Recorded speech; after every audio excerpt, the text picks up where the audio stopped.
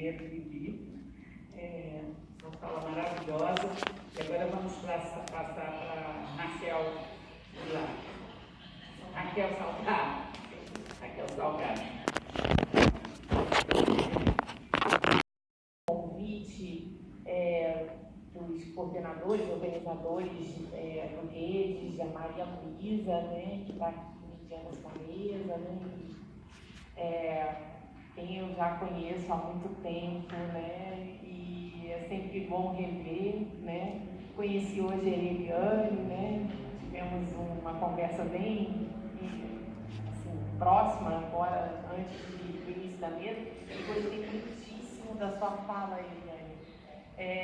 E o quanto é bacana, né, assim, às vezes o deslocamento, né, pelo fato de eu residir num estado muito distante daqui do Rio de Janeiro, né, a viagem é cansativa e tal, mas é sempre muitíssimo rico esses encontros, né, são sempre muito valiosos, né, pelo fato de que a gente tem, né, um contato mais corpo a corpo com as pesquisas, os trabalhos, os conhecimentos que estão sendo produzidos pelos colegas, pelos amigos, né, que a gente já vem compartilhando, já tem uma história de partilha. Então, assim, até identifiquei aqui na preparação da minha fala alguns pontos que são muito convergentes com o que você trouxe. Eu acho que vai dar um samba aí. Bom, como a Maria Luísa havia combinado, né, ela mandou um zap logo no início da semana, dizendo, bom, Raquel, você fica com a infância e Eliane vai ficar com a juventude. Então eu vou ser assim, bem obediente, até porque a juventude realmente não é meu campo de pesquisa, a demanda da Maria Luísa. Bom, eu organizei um texto para eu não fugir muito do tema, e assim, eu estruturei o meu texto primeiro tentando refletir sobre essa questão da voz, né? E muito nesse sentido que a Eliane trouxe, não apenas como uma escuta, né, um esforço de escutar as vozes, mas também de entender como as vozes desse outro, seja a criança, seja o jovem, a jovem, nos interpelam, nos mobilizam, nos alteram, nos transformam, né? Mesmo no processo de pesquisa, né? Então, eu vou tratar um pouco disso, relacionando a pesquisa, né, nos seus aspectos teóricos e metodológicos, e depois eu quero me debruçar mais sobre a dimensão política, até porque eu entendo que essa dimensão ela vai atravessar as outras duas, né? A teoria, a produção teórica e a experiência metodológica, né? Bom, deixa eu apresentar aqui. Esse aqui é o meu grupo de pesquisa, né? Na verdade, é um grupo até grande, ele abraça uma linha de pesquisa do nosso programa de pós-graduação em educação lá da UFMT de Rondonópolis. É um programa relativamente recente, só temos um mestrado lá, né? É o grupo de pesquisa Infância, Juventude e Cultura Contemporânea. Então, além da infância, nós temos professores, pesquisadores que trabalham com a juventude e com pesquisas muito alinhadas às que você trouxe. Temos o professor Flávio que trabalha com juventude e cinema, a professora Carmen que trabalha muito nessa perspectiva dos direitos, e também, mais recentemente, essa professora tem se dedicado aos estudos interseccionais, né? E tem, no caso, eu trabalhando com infância, né? Então a gente já tem aí mais ou menos uns 15 anos de existência, né? Bom, vamos lá. Voz é som, né? Eu até estava aqui brincando com elas, dizendo que eu agora estou assim, enveredando para um outro campo, né? As artes, eu estou aprendendo a cantar, e eu amo cantar, então o tema da voz é muito... me toca especialmente, né? E essa afirmação de que voz é som vem da Adriana Cavareiro, não sei se vocês a conhecem, é uma professora da Universidade de Verona, na Itália. Ela trabalha com a perspectiva feminista e com a filosofia política também. Ela tem, a única obra que eu conheço dela intitula-se Vozes Plurais, Filosofia da Expressão Vocal, né? E que tem me interessado muito em função desse meu movimento para a música mais recente. Bom, voz é visão de mundo, perspectiva social, o que faz do signo uma arena de disputa de sentidos. E aí eu trago o Mikhail Bakhtin, que é um autor que tem uma presença muito marcante na minha vida acadêmica desde o mestrado, né? E até hoje, né, Maria Luísa, nós, né? Não há palavra, discurso, sem sonoridade, sem os hálitos das pessoas, dos tempos e dos espaços por onde seus sentidos foram e são produzidos, sem os tons que imprimem a essas palavras expressões. O Bakhtin vai usar muito o conceito de entonação expressiva na produção dos discursos, né? Sem os ecos das palavras e dos discursos alheios, né? Então, para o Bakhtin não existe palavra oca, né? A palavra tem vida e a vida é conferida tanto por aquele que fala, né? Que vai imprimir sentidos e tem uma tonalidade nesse discurso também, o sentido é a própria tonalidade, mas também as palavras são atravessadas por discursos outros que não necessariamente são aqueles que se fazem presentes no ato da interlocução. Entretanto, essas vozes causam ruídos, dissonâncias, perturbações. Se nos reportarmos à tradição filosófica do Ocidente, veremos o quanto a supremacia de um logos ancorado na lucidez do conceito se esforça na desvocalização da palavra, retirada da voz. O conhecimento, nessa perspectiva, deve ser insonoro. A coisa muda da ciência positivista, né? Tal como analisa o próprio Bakhtin, ao tratar da postura supostamente neutra do pesquisador diante do outro, encarnado como objeto de estudo. Esse outro destituído de vozes, sentidos, histórias, vida e singularidades. Para essa tradição filosófica, o silenciamento das vozes implica na expulsão dos poetas. Tal como Platão defendia na República, né, quando ele vai tratar da organização da polis, da cidade. A palavra, portanto, deve expressar o conceito, com o seu significado puro, com a sua semântica universal, um conceito translúcido, em que a voz é apenas o resto, é aquilo que se descarta. Eu trago estas discussões para o tema da nossa mesa redonda, né? A voz da criança e do jovem, da jovem na pesquisa acadêmica. E diante dele, já nos é impossível pensar nesse logos desvocalizado e numa palavra oca, sem sentidos, despersonalizada. Necessariamente, colocamos-nos diante de palavras, discursos de crianças e jovens que são prenhes de vida. O Bakhtin trabalha muito com essa ideia da prenhez, né? Que tem a ver com essa coisa da gravidez, né? Daquilo que está nas entranhas do discurso, que são os próprios sentidos, né? Como eu já disse, que dão vida, que dão tom, que dão, como é que eu vou dizer, cor, né?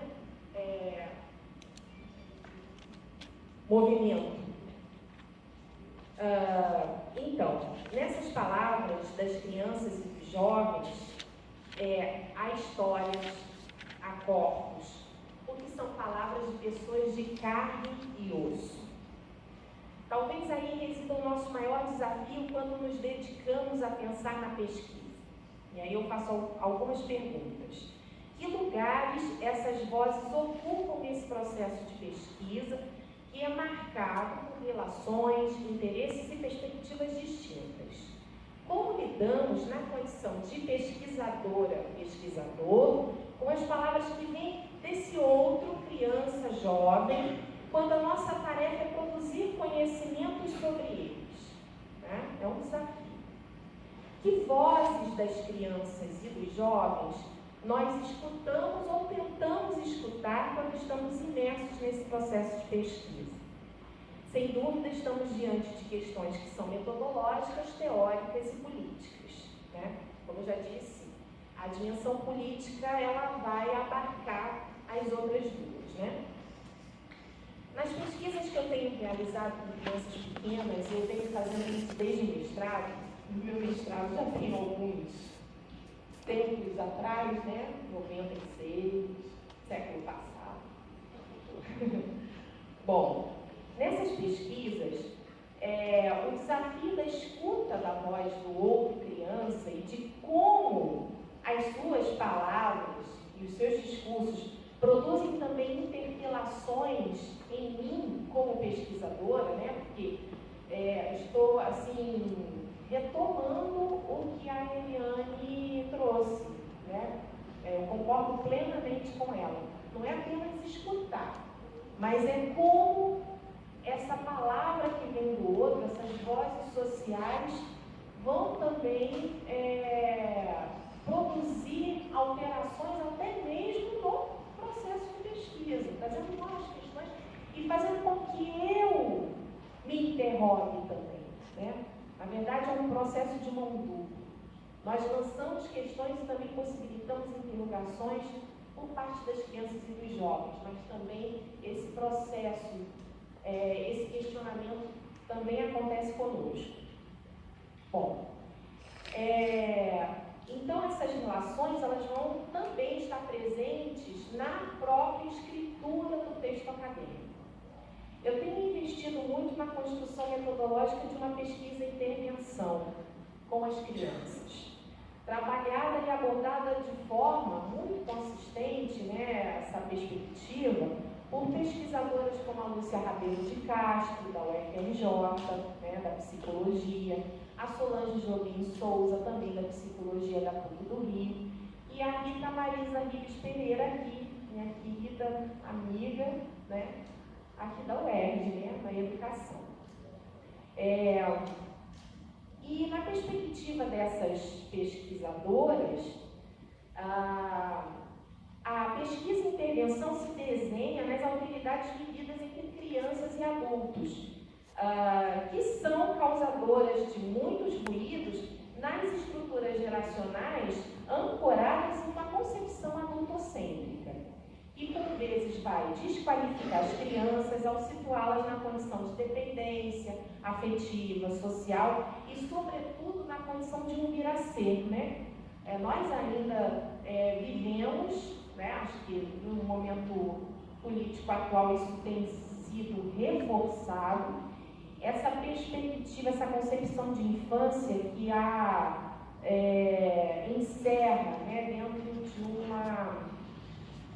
uma condição de vir a ser, né? A infância muito entendida como alvo dos investimentos sociais, como a projeção dos desejos adultos, dos esforços obsessivos pelo conserto, pela correção, sobretudo quando aquilo que é previsto, né, de forma muito normativa, acaba causando equívocos, né? E algo também das vigilâncias para acionar os sinais de alerta quando esses equívocos aparecem. Estou querendo dizer o seguinte: são lançadas predições às crianças, né? Principalmente na escola.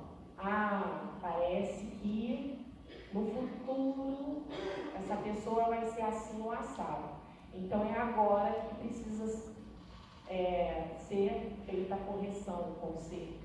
Essa ideia de que a criança nunca é compreendida,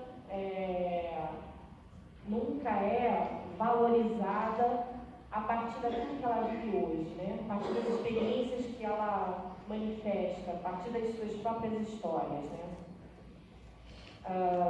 Bom, indagar no lugar das vozes das crianças implica também, no contexto da pesquisa e intervenção, deixar de tomá-las como objeto de análise. Tal como diz Bakhtin, um cadáver a ser dissecado. Implica, portanto, num processo de se deixar alterar e mobilizar pelas interpelações das próprias crianças e pelas inquietações que as nossas intervenções também vão provocar nelas. Essas relações dialógicas e essas alteridades são constitutivas tanto das relações vividas no processo de pesquisa, quanto no processo de escritura do texto acadêmico, que é um momento da orquestração de vozes sociais que vai compor a sua tessitura, né? O desafio, portanto, é incorporar as implicações mútuas produzidas no processo de pesquisa, o que convoca também o pesquisador ou a pesquisadora à responsabilidade da e com a pesquisa. Eu trago responsabilidade no sentido trabalhado pela Dana Haraway. Ela vai falar de responsibility. Ela é uma pesquisadora, professora da Universidade da Califórnia, estadunidense, e ela diz que essa responsibility, né, na palavra, na língua portuguesa não dá para a gente fazer essa separação, né, mas é uma resposta que nós, ao pertencermos a esta história, a este tempo, podemos ser capazes de criar quando encaramos os problemas que nos afetam. Então, é esta responsabilidade que ela traz para o campo da pesquisa, né? A pesquisa, dizia Solange, né? Ela sempre falava, foi minha orientadora do doutorado, ela sempre dizia assim: a gente precisa fazer a seguinte pergunta: o que você quer mostrar com a pesquisa? O que você quer provocar com a pesquisa? O que você vai produzir com a pesquisa? Não apenas em termos de produtos, à la capes, mas em termos de transformação, de interrogação, de problema, né? A Dana Haraway, ela trabalha muito com a perspectiva de que a gente tem que permanecer com o problema, né? E é por meio dessa mobilização do problema que a gente vai construindo essa responsabilidade enquanto pesquisadora, pesquisador. Então, trata-se de entender e assumir a produção de conhecimento como revolucionária, como respostas que provocam outros modos de pensar e viver coletivamente. É uma resposta-ação. A responsabilidade é uma convocação a essa resposta-ação. Assim, o desafio é também construir um caminho de pesquisa nos contextos, espaços e tempos em que as crianças vivem e transitam. Isto é, a Lúcia Rabelo de Castro, no livro Pesquisa e Intervenção, eu vou abrir aspas porque vou fazer uma citação dela aqui, ela diz assim: construir conhecimentos com as crianças na espacialidade onde problemas e questões de pesquisa são relevantes em suas vidas. E é onde esses problemas vão aparecer, nesses espaços e tempos em que as crianças estão imersas, inseridas. Vivemos em tempos de produção de silêncio, né? A gente está falando de vozes e silêncio, né? Nesse silêncio, claro, vozes são abafadas, né? Palavras são amordaçadas, vidas são exterminadas. Vivemos em tempos de memórias da dor e do terror que estão sendo apagadas, né? como vozes que estão sendo sufocadas também, né? Haja vista aí toda a apologia à ditadura militar e a retórica de que a ditadura não foi um terror, né? Mas sim um momento de crescente progresso do Brasil como nação. Bom, neste tempo, o aparecimento social como ação política, e aí eu trago a Judith Butler, principalmente no livro que ela publicou recentemente aqui no Brasil, Corpos em Aliança e a Política das Ruas, Notas para uma Teoria Performativa de Assembleia, é uma publicação de 2018. Ela vai dizer que o aparecimento social é uma resistência ao esquecimento. Os movimentos de resistência a essa produção do silêncio e de mordaças estão nos modos de aparecer na vida social, nos instantes e nos espaços onde o apagamento é produzido. A crítica está em mostrar-se e aparecer exatamente naquele momento, naquele espaço em que o reconhecimento é ofuscado e impedido. É a isso que ela denomina de aparecimento social. Esse aparecimento social é uma forma de persistir para existir, um modo de ser no limiar das normas que governam o que é visível, reconhecível e inteligível nas disputas por espaços sociais abertos à visibilidade e à viabilidade de vidas que enfrentam esses regimes produtores das chancelas das existências. Nessas lutas e resistências está também a produção de conhecimentos, no contexto da própria pesquisa acadêmica, na medida em que é uma ação que, ao assumir essa responsabilidade como resposta ao mal-estar do nosso tempo, enfrenta os silêncios e o esquecimento compulsórios. Então, assim, é claro que a Butler, ela faz menção aos movimentos sociais, aos corpos que aparecem socialmente e que resistem a esses processos compulsórios de apagamento, de esquecimento, mas eu entendo que também no campo da pesquisa a gente tem um compromisso com esse aparecimento social, né? Na medida em que a gente não se curva às mordaças que também estão sendo impostas a nós, pesquisadores e professores no campo da educação. No Brasil desta última década, diversas investidas na vida política têm se dedicado à produção de temas malditos, entre aspas, né? Alvos que são alvos de censuras e profanações, sobretudo no contexto da educação formal. Dentre esses temas, a palavra gênero, né? Eu venho trabalhando com gênero já há algum tempo, né? E gênero nas pesquisas com crianças, né? Imaginem o que eu já não tenho sofrido. Não só eu, mas todos os colegas que trabalham com essas questões e professores da educação básica também. Bom, então a palavra gênero tem assumido um certo protagonismo como expressão de uma suposta ideologia, né, que destrói tanto a família em sua tradição secular, quanto a inocência da infância.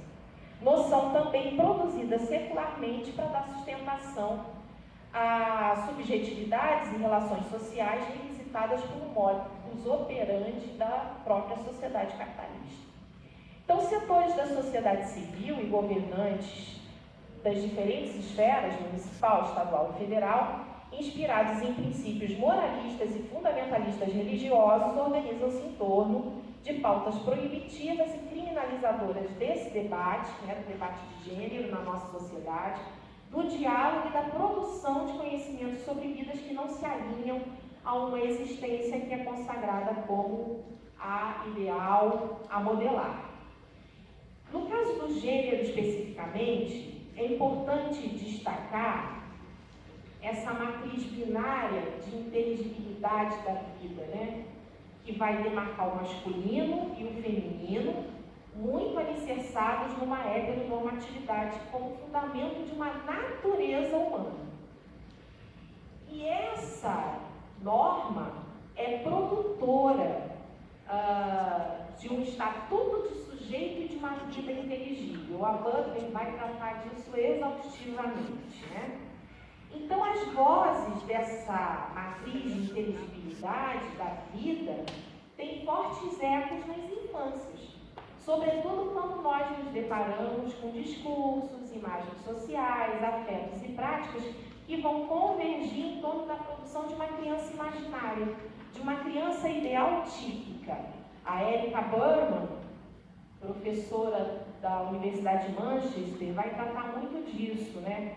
Ela vai dizer que essa criança ideal típica, né, que ela é produzida secularmente, né, na nossa cultura ocidental e que tem a inocência como um atributo fundante, né, ela vai ser o signo de uma infância modelar que oblitera as condições reais de existência das crianças. Condições reais que são atravessadas por raça, classe social, gênero, sexualidade, geografia e vários outros marcadores aí que a gente pode mencionar. Apartada das condições sociais e que passa a assumir um status de natureza, porque se consagra como o self autêntico da infância.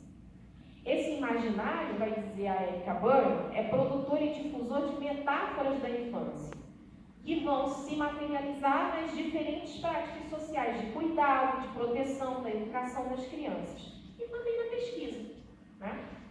Então é aquela ideia, como eu já disse, né, do vir a ser, né? A infância como um futuro, ou a infância como um passado, ou a infância inocente, a infância como tempo de preparação para o processo civilizatório, né? São essas as metáforas que ela menciona, né, que ela analisa, e que atuam, operam como normativas que constrangem tanto as crianças quanto os adultos. Bom, nas pesquisas com as crianças e com as infâncias, os desafios de dar visibilidade a essas vozes sociais dissonantes, e aí o Bakhtin trabalha muito com isso, né? O que são essas vozes sociais dissonantes? São aquelas que vão marcar os discursos dialogicamente por dentro, ele diz, né? Ele analisa o dialogismo também como uma condição constitutiva do discurso, portanto, é aquilo que o estrutura internamente, né? E essas vozes dissonantes, elas entram em confronto com a palavra autoritária, que ele vai dizer, em torno da qual as outras palavras secam, né? Em nome dessa palavra, trazendo Platão novamente, que os poetas são expulsos, né? Deixa eu ver. Bom, a palavra autoritária é incorporada nessa imagem da criança ideal típica, né? Talvez a escuta atenta para essas vozes dissonantes e o olhar que busca nas aparências o que não se faz visível, ou melhor, aquilo que não pode aparecer, sejam importantes resistências que tenhamos que assumir nas pesquisas. Recentemente, discursos públicos proferidos por representantes do Estado brasileiro em defesa da inocência e da proteção da infância, né? Por isso combate a chamada ideologia de gênero, porque é sempre assim, né? É até um bloco discursivo. Contra a ideologia de gênero, vocês já ouviram isso, né? Defesa da inocência das crianças. Ok. Tá ok? Né? Não tá ok, né? Bom, então isso tem sido muito recorrente e tem angariado adesões populares. Isso apareceu, inclusive, no discurso de posse. Vejam aí a valoração que esse discurso tem. Estou fazendo uma análise do discurso, né? Bom, então evidenciar essa criança ideal mítica como um problema não é apenas destrinchar os discursos que a fundamentam e operam como dispositivos de poder, cujos efeitos são as hierarquias e as desigualdades etárias, nas quais as crianças são subalternizadas e invisibilizadas como atores sociais.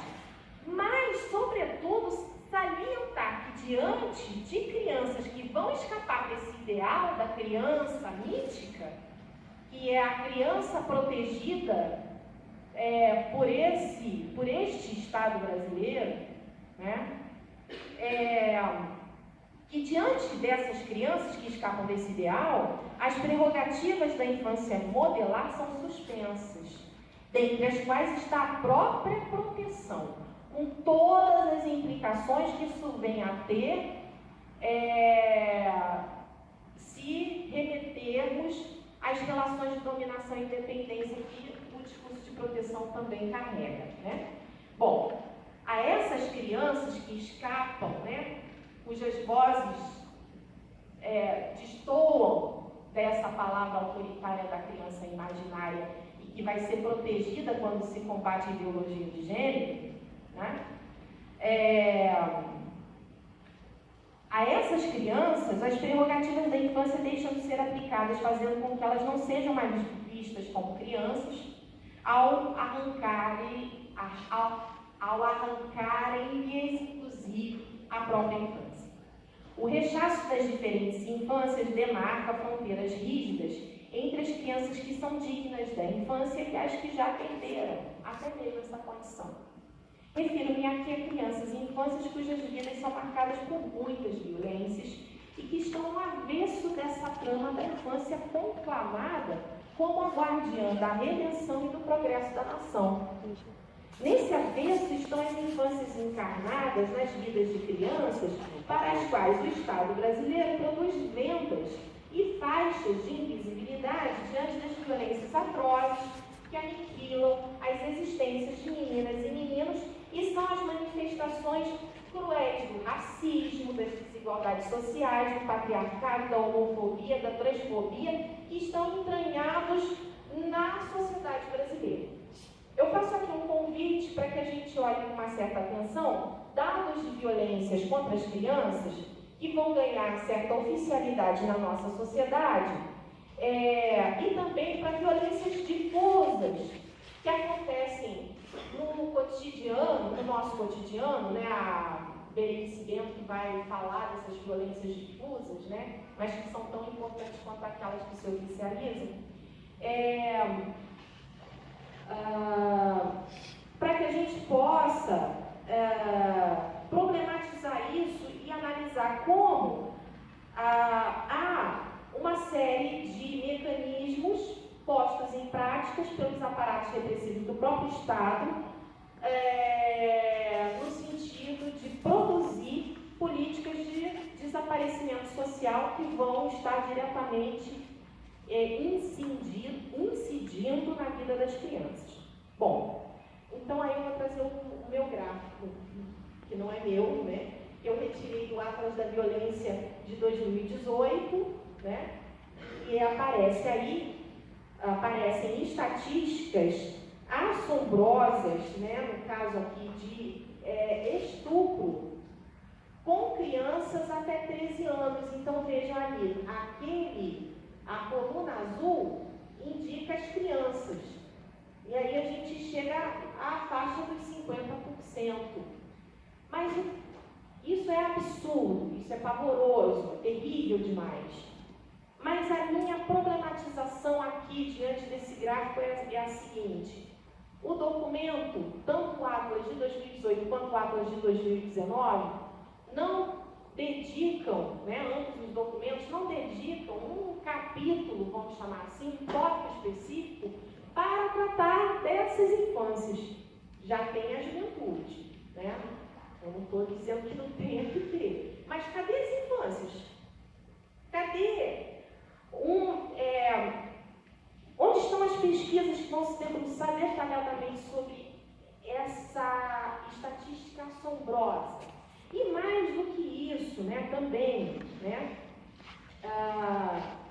as perguntas que eu faço são muito em relação a quem são essas crianças, porque não apresentar a criança como uma categoria única, homogênea, né, como a Eliane também trouxe, não é um bloco hegemônico, né, a infância também não é. Né? Essas crianças têm cor, têm raça, têm etnia, elas têm gênero, né? Porque certamente são as meninas, né?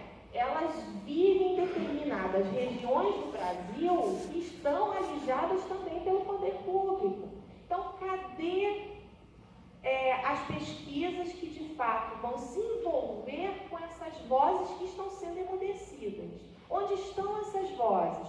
Quem está escutando essas vozes? Como essas vozes, nesse processo de escuta, estão nos interpelando, né? Inclusive dentro da academia, né? Bom, o outro slide é apresentado no Atlas deste ano, né? Também não há nenhum tópico sobre as infâncias. E vejam, ok, ali nós temos gráfico de homicídios, tentativa de homicídio e lesão corporal. Vejam que ali você tem, na faixa verde, né, crianças e adolescentes, que estão numa categoria só. As outras categorias são pessoas idosas e pessoas em situação de rua. Ok, aí vocês podem até me problematizar. Se a gente for somar a população, idosos, situações de rua e adolescentes, só essas duas categorias que os gráficos apresentam, nós vamos encontrar uma população maior, um contingente maior do que o de crianças e adolescentes. Estatisticamente falando, isso daria pesos distintos para essas categorias. Mas a questão não é só numérica, né? Ainda que você tenha aí se a estatística fosse feita de outra maneira, um número menor de crianças, né? Se pegarmos somente as crianças em relação às outras categorias, os gráficos sugerem que esse número não é tão baixo assim, né? Perceberam? Por quê? Porque a faixa é enorme, né? A faixa que representa essa categoria crianças e adolescentes é muito grande, né? Bom,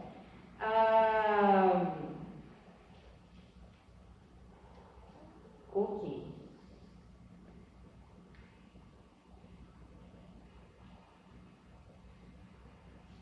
Agora eu vou trazer aqui alguns materiais das pesquisas que são produzidas no contexto do nosso grupo e que, de certa forma, dialogam com essas interrogações que eu fiz a partir dessas estatísticas assombrosas, né?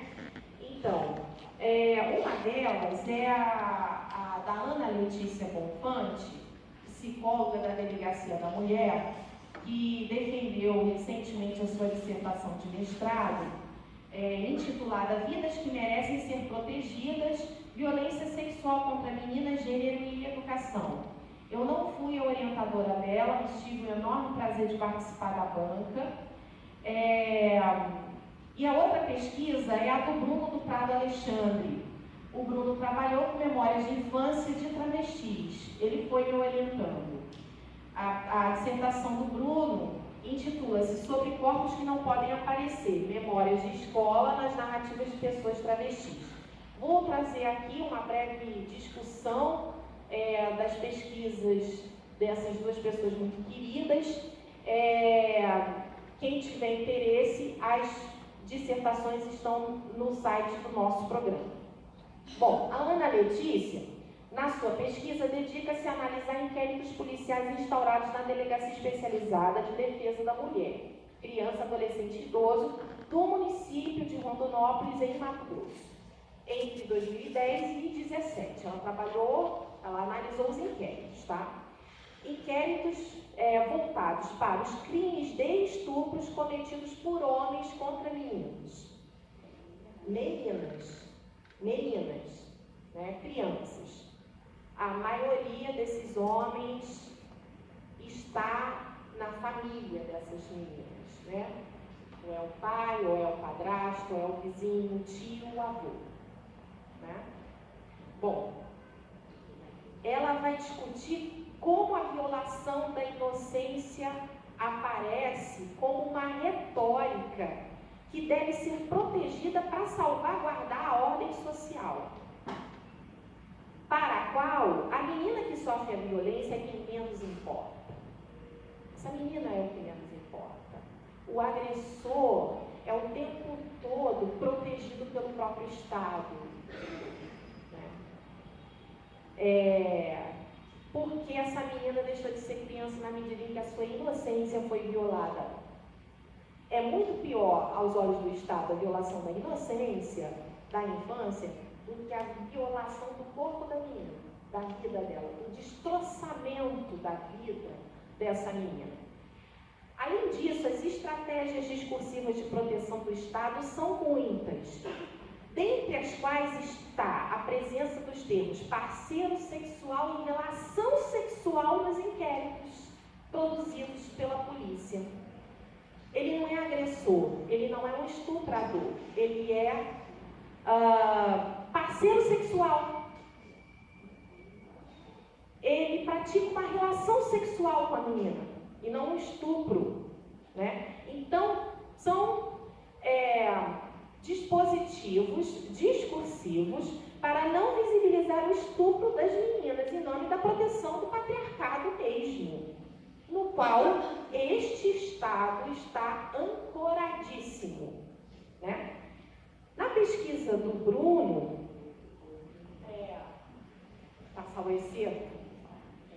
Na pesquisa do Bruno, o foco foram as memórias de infância na escola de pessoas travestis. E são memórias muito marcadas por injúrias, violências cotidianas, fortes que acontecem na escola.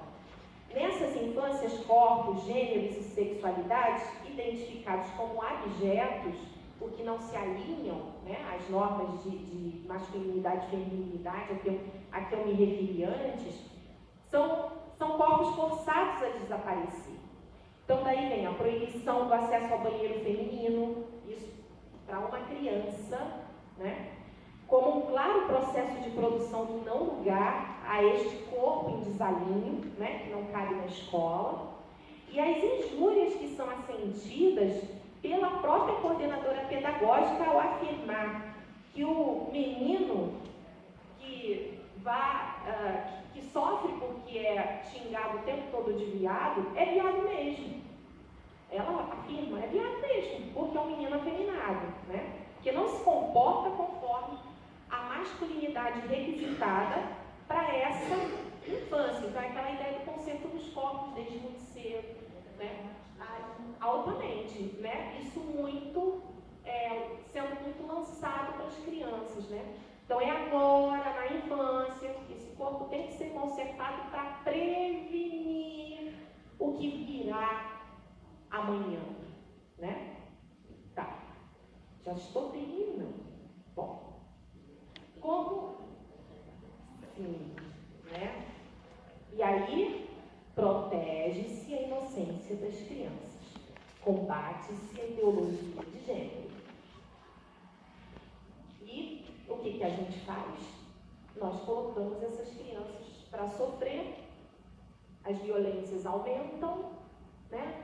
As injúrias são cotidianas, e tudo bem, né? Porque não são essas as crianças que estão sendo protegidas, né?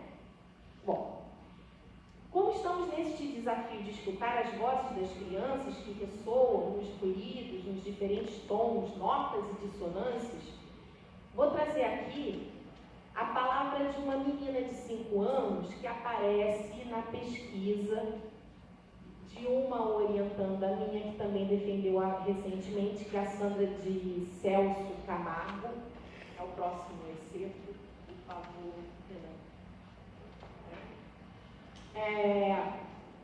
E ela expressa essa palavra diante das rígidas separações que existem entre meninas e meninos no cotidiano de uma instituição pública de educação infantil. Separações que demarcam com que brincam, quando brincam, com quem brincam e como brincam. A Sandra faz a pesquisa em uma escola de instituição, uma escola de educação infantil especificamente na brinquedoteca dessa escola. E ela trabalha tanto com as crianças quanto com as professoras, né? E aí, a Cinderela, né, que ela que dá esse pseudônimo para ela na pesquisa, né, em função de uma exigência do Comitê de Ética de que os nomes das crianças não podem aparecer. Bom, e aí a Cinderela fala do racismo, né? E é uma palavra que tem um sentido muito singular, né? Com esta palavra, a menina faz ecoar a sua voz sobre o racismo, cujo sentido está implicado nas divisões binárias dos brinquedos, das brincadeiras, das práticas, das coisas que são de menina e de menino, dos mundos separados por uma fronteira rígida. Cinderela declara que isso não pode acontecer e se acontece é racismo. É interessante aqui frisar que a Cinderela, ela dá esse nome, mas ela é Cinderela, ela é Annabelle, ela é Super-Homem, ela é um monte de coisa ao mesmo tempo, essa menina. A Sandra discorre sobre isso na dissertação, né? Ela é muito mais do que uma princesa Cinderela, né? Portanto, escutar a voz de Cinderela na palavra racismo é imprescindível. Ela ressoa como que racha, divide, separa e assim produz desigualdades, injustiças e violências. O racismo fala de como as crianças são expostas ao mundo rachado e do apelo a uma educação e a uma sociedade de corpos inteiros, que não separam a mente do corpo, a voz da palavra, que não divide um mundo onde meninas e meninos possam senti-lo e significá-lo como pelas linguagens lúdicas, né? Um mundo onde muitas águas possam ser carregadas nas peneiras, onde as poesias das crianças não sejam expulsas e façam parte de um coro de vozes sociais em que as diferenças não sejam sufocadas, para que ressoem com liberdade, em polifonia na vida social e política, nas artes e nas ciências. É isso, muito obrigada.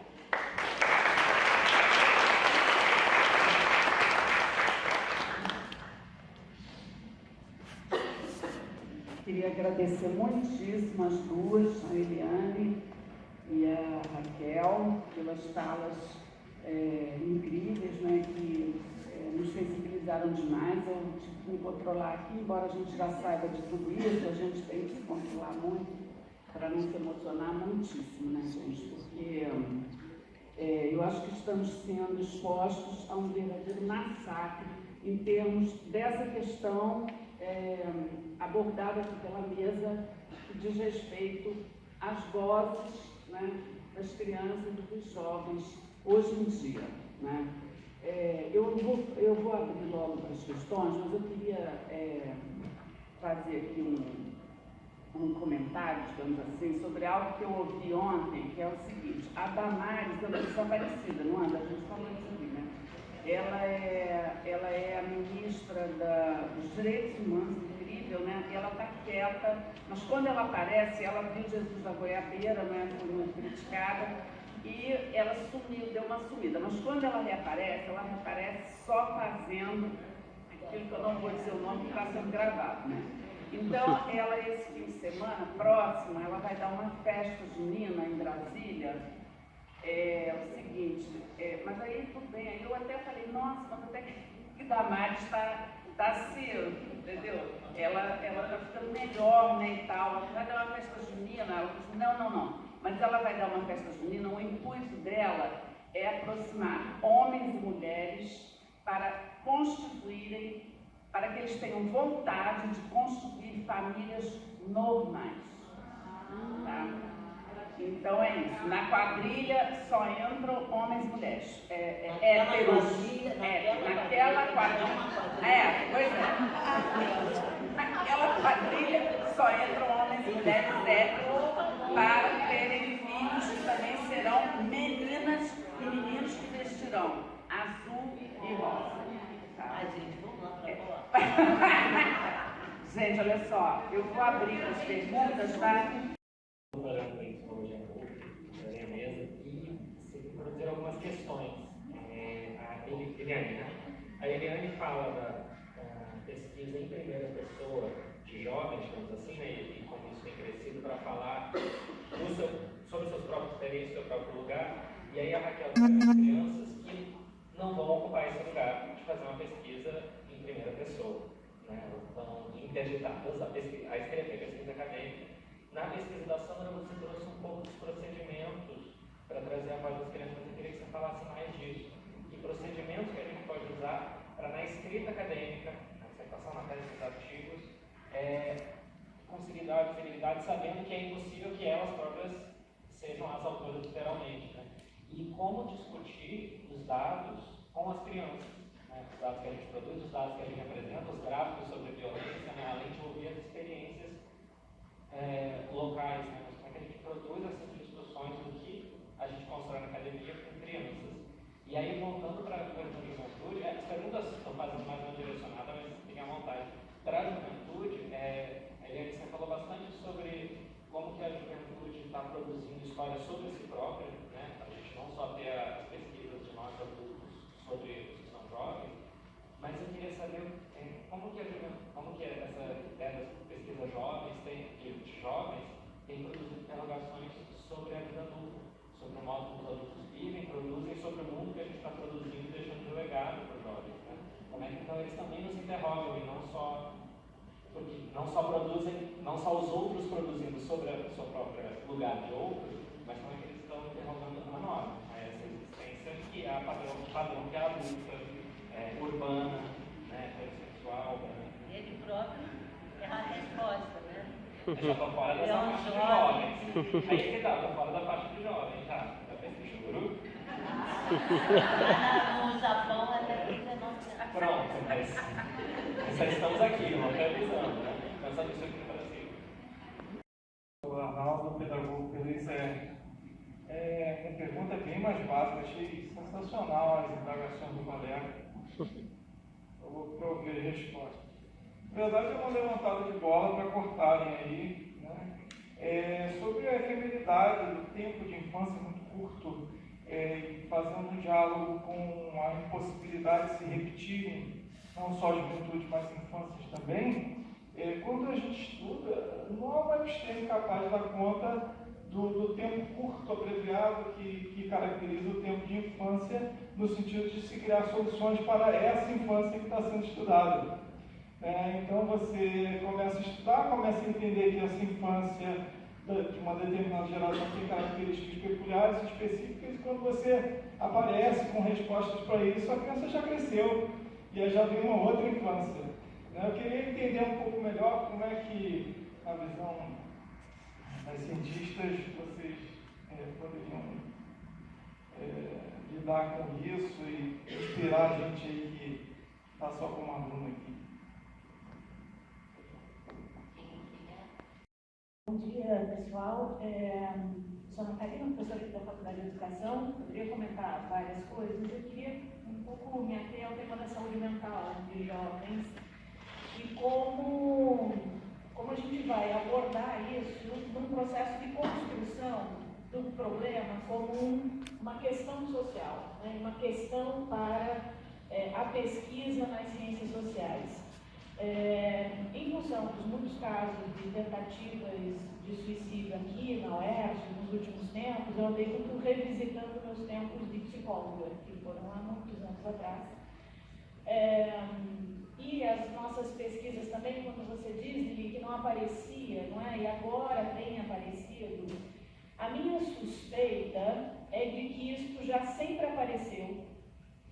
Se a gente lembrar de uma conversa que a gente teve há uns 5, 6 anos atrás sobre a EAD, você dizia como você foi a um polo e as meninas falavam que estavam fazendo EAD porque não conseguiam frequentar a universidade, não conseguiam se relacionar com as pessoas.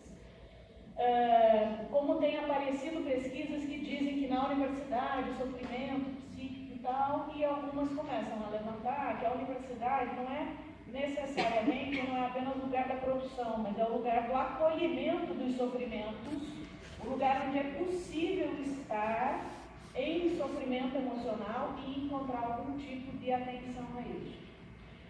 Então, assim, na verdade, se a gente revisitar nossas pesquisas, eu tenho a impressão de que a gente vai encontrar o problema da saúde mental expresso várias e várias e várias vezes. Mas ele não chegou a ser transformado em uma questão de pesquisa na área das ciências sociais. Só que o problema cresceu e ele agora está se obrigando a ser transformado em uma questão social. E aí não é para dizer que a gente não olhou, não tratou, não é isso, porque os problemas levam mesmo do seu tempo e precisam da sua abordagem para virar uma questão social, né? Mas a minha impressão então é essa, que a gente precisa revisitar os percursos de pesquisa no campo da juventude para conseguir compor este problema com melhor precisão. Porque a gente vai ter aí dinâmicas das incertezas do tempo presente e uma sociedade muito mais complexa que produz muitas possibilidades, mas uma infinitude de incertezas. Regina fala isso há 15 anos, pelo menos, né?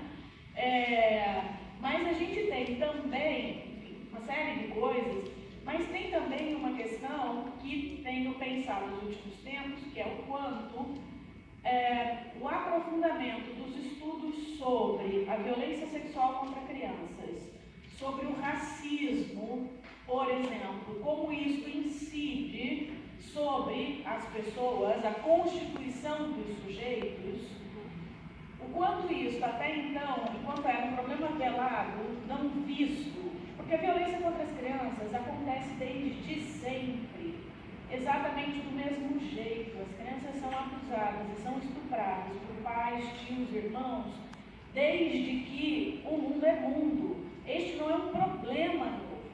A emergência dele como uma questão para a qual a gente olha é que é mais recente. Estudar o racismo do ponto de vista das incidências sobre a constituição dos sujeitos é que é um pouco mais novo, mas o racismo é estruturante desta sociedade há muito tempo.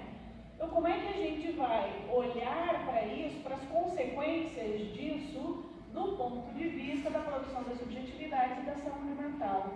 E não mais só pelo campo dos trabalhadores psi, né, de quem trabalha com saúde mental, mas do conjunto de atores que se relacionam com sujeitos que expressam questões relacionadas com a saúde mental. Há 2 semanas, para concluir, a gente fez um seminário discente dos alunos que estão trabalhando com a gente aqui na UERJ com os refugiados, com o tema das migrações forçadas dos refugiados. E a questão da saúde mental apareceu também, e aí no debate também se dizia por que é que a gente está circunscrevendo o tema da saúde mental aos trabalhadores psi, do sistema de saúde, quando na verdade a porta de entrada em geral é o trabalhador da saúde, da atenção básica em saúde. A questão, ela se apresenta inicialmente para um clínico geral, que faz o atendimento no posto de saúde.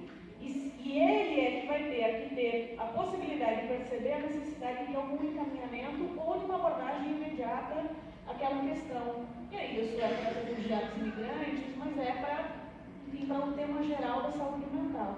Caetano esteve essa semana numa banca de pré-defesa de doutorado, em que alguém estuda jovens em uma escola. E ele diz que o capítulo da tese, que é o mais difícil de ser lido, e que alguém sugeria que fosse suprimido da tese, é uma etnografia sobre automutilações de alunos do ensino médio. É alguém que chegou numa escola e encontrou não um caso, mas vários casos, e que certamente não é a exceção desta escola. Mas a gente também não olha para essas questões. Porque é sofrimento. É sofrimento para quem está passando, é sofrimento para a gente que olha, mas a gente vai ter que encarar essa situação. Agora, como é que transforma isso efetivamente na construção de uma questão, né, de uma questão social a ser abordada pela pesquisa, na área das ciências sociais,